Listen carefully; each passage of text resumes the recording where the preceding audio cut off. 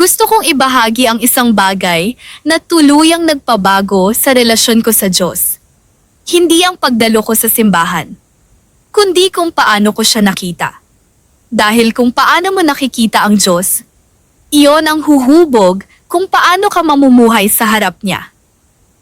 Tapusin mo ang video, naniniwala ako pagpapalain ka ng Diyos. Naranasan mo na bang maramdaman na isang pagkakamali na lang mag-iiba na ang tingin ng Diyos sa'yo? Na parang ang pagmamahal niya ay nakadepende sa performance mo? Pero paano kung ang imahe ng Diyos na kinatatakutan mo ay hindi naman talaga siya? Paano kung ang paniniwala sa maling larawan ng Diyos ang mismong dahilan kung bakit ka hindi makausad? Kung sinusubukan mong pagtrabahuhan ang pagmamahal niya, baka mali ang pagkakakilala mo sa Kanya. Marahil ang dala mong larawan ng Diyos ay ganito. Isang Diyos na sinusukat ang bawat pagkukulang. Isang Diyos na madaling madismaya. Isang Diyos na nagmamahal pero lumalayo kapag pumapalpak ka. O marahil isang Diyos na tila malayo. At para sa ilan sa atin, mas malalim pa roon. Lumaki ka marahil na naniniwala na kapag nagkamali ka, paparusahan ka agad ng Diyos. At paano kung ang malinaw na pag-unawa rito ang magbabago ng lahat? Hayaan mo ibahagi ko sa iyo ang patotoo ko. Akala ko noon ang Diyos ay Diyos na mapagparusa. Kapag nagkamali ako, kapag pumalpak ako, pakiramdam ko naghihintay siya, naghihintay para parusahan ako. Bawat pagkabigo parang patunay na hindi ako worth it. Kaya may mga pagkakataon na pagkatapos kong magkamali yung bang pakiramdam ko parang nabibigo ko ang Diyos. Ayoko nang manalangin. Dahil nahihiya ako. Baka naranasan mo rin iyon? Na parang isang maling hakbang lang. Ayawan ka na niya. Marami sa atin ang lumaking naniniwala na ang tugon ng Diyos sa bawat pagkakamali ay parusa. Pero ang ganitong pag-iisip ay nagbubunga ng pagsunod na nakabatay sa takot. Kaya natuto akong sumunod dahil sa takot, hindi dahil sa pag-ibig. Pero may isang katotohanang unti-unti kong naunawaan. Ayon sa unang Juan chapter 4 verse 18. Ang ganap na pag-ibig ay nagpapalayas ng takot. Kung ang takot ko ay laging may kasamang pangamba ng parusa, hindi iyon ang uri ng takot na gustong itanim ng Diyos sa isang anak. Ganito kasi iyon. May takot na kapag nagkamali ka, nagtatago ka.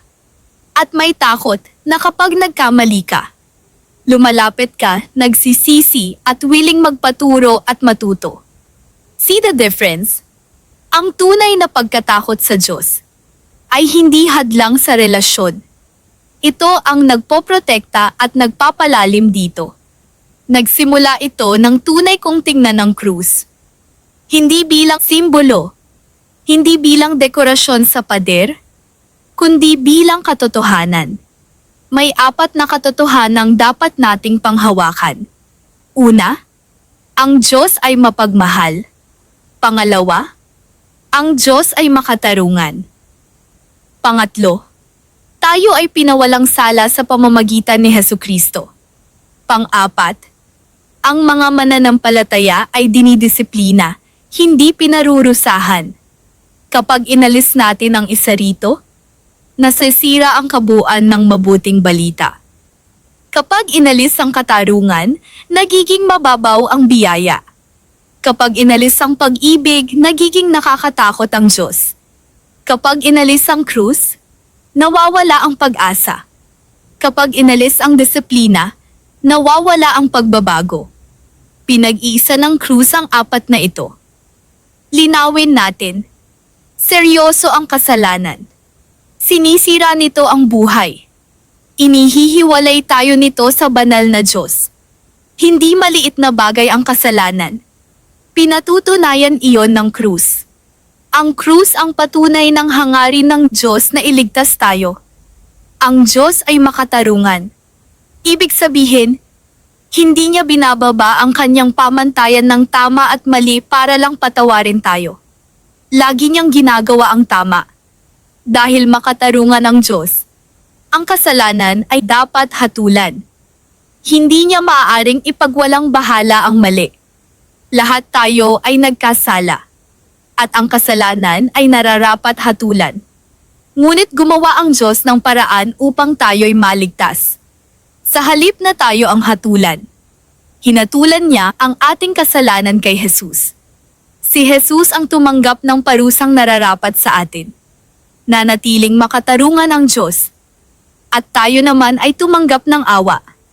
Napakahalaga nito. Kung ikaw ay na kay Kristo, wala nang parusang nakaamba sa iyo. Dahil ito ay napagbayaran na.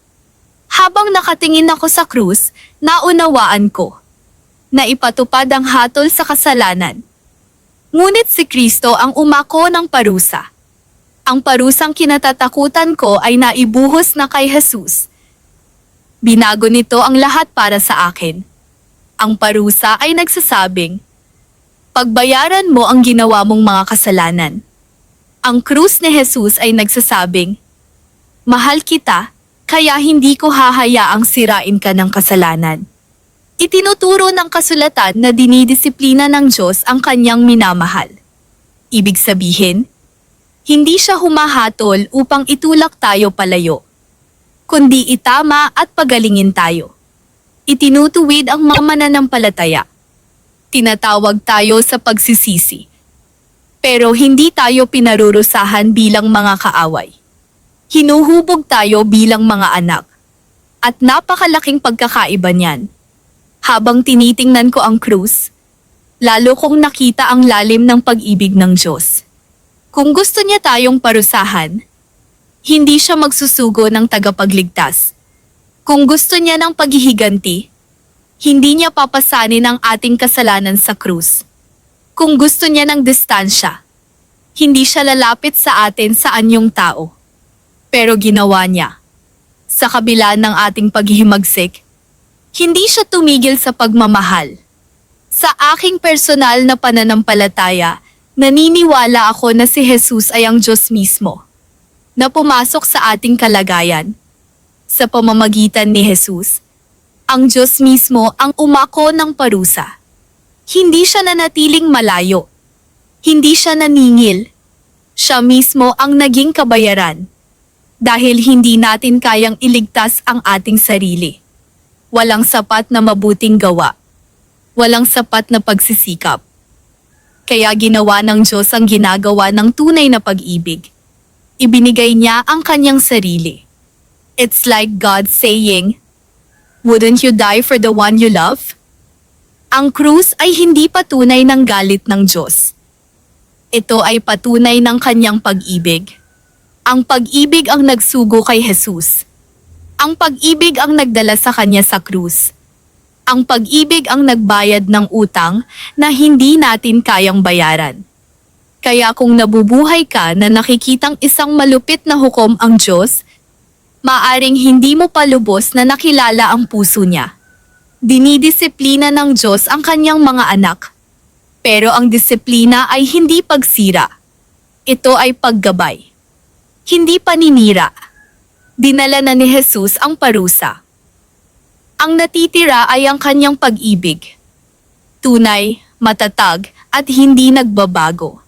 Ginagawang tama ba ng biyaya ang kasalanan? Hindi. Ang pag-unawa sa pag-ibig ng Diyos ay hindi nangangahulugang balewala ang kasalanan. Kung si Jesus ang tumanggap ng parusa, pwede na ba akong magkasala ng magkasala? Hindi. Ang biyaya ng Diyos ay hindi pahintulot magkasala. Binabago nito ang puso ng makasalanan. Kapag tunay mong nakita ang halaga ng krus, hindi ka tatakbo papunta sa kasalanan. Lalayo ka rito. Hindi dahil takot ka sa parusa, kundi dahil mahal mo ang namatay para sa'yo. Ang krus ay hindi nagpapagaan sa kasalanan. Ipinapakita nito kung gaano ito kaseryoso. At doon ko napagtanto. Hindi malupit na hukom. Ang Diyos na nakilala ko sa krus. Nag-umpisa ko siyang makita bilang ama na handang mamatay para sa akin. Kung mabigat ang pananampalataya mo ngayon, kung pakiramdam mo isang pagkakamali ka na lang, mula sa pagkawala ng kanyang pag-ibig, baka kailangan mo lang makita ng mas malinaw ang puso niya. Huminto ka sandali. Tumingin ka sa krus. Doon sinasabi ng Diyos kung sino siya. Hindi Diyos na humahabol para parusahan ka, kundi Diyos na humahabol para iligtas ka. Hindi Diyos na sinusukat ang kakulangan mo, kundi Diyos na tumutupad sa kanyang pangako. Hindi siya laban sa'yo.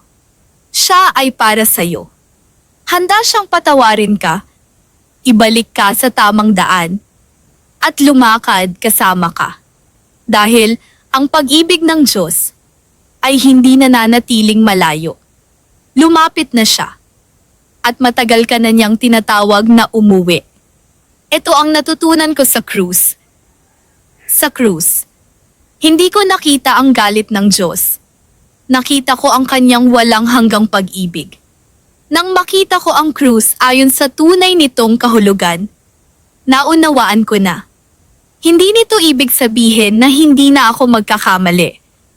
Pero ibig sabihin nito, may ama akong laging matatakbuhan.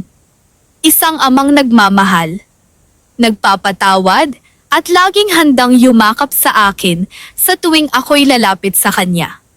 At ang panalangin ko, sa pagbabahagi ko nito, ay makita mo rin ang tunay na Diyos.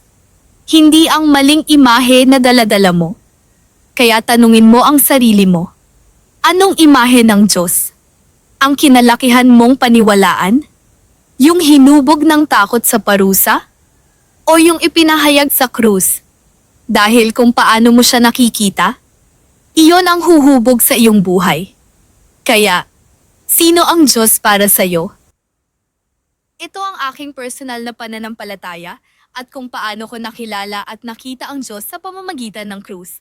Iginagalang ko na maaaring iba ang pananaw ng iba tungkol sa Kanya. Ibinabahagi ko lamang kung ano ang nagpabago sa aking buhay. Thank you and God bless you.